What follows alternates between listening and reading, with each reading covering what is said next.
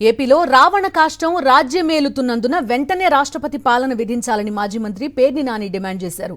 CM Chandrababu ఆయన కుమారుడు లోకేష్ ఆదేశాలతో అటు కూటమి నేతలు ఇటు పోలీసులు వైఎస్ఆర్సీపీ నేతలను టార్గెట్ చేసి చిత్రహింసలకు గురి చేస్తున్నారని ధ్వజమెత్తారు. ఆయన ప్రజాస్వామ్యంలో ఇది ఏమాత్రం తగదని దుయ్యబట్టారు పేర్ని నాని.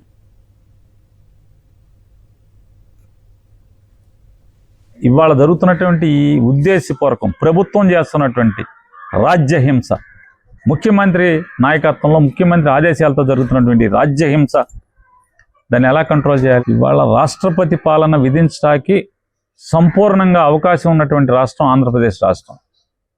వైఎస్ఆర్ కాంగ్రెస్ పార్టీ తరఫున డిమాండ్ చేస్తున్నాం, రాష్ట్రపతి పాలన విధించాలని చెప్పని, తక్షణమే కేంద్ర ప్రభుత్వం బలగాల్ని పంపించాలని చెప్పని.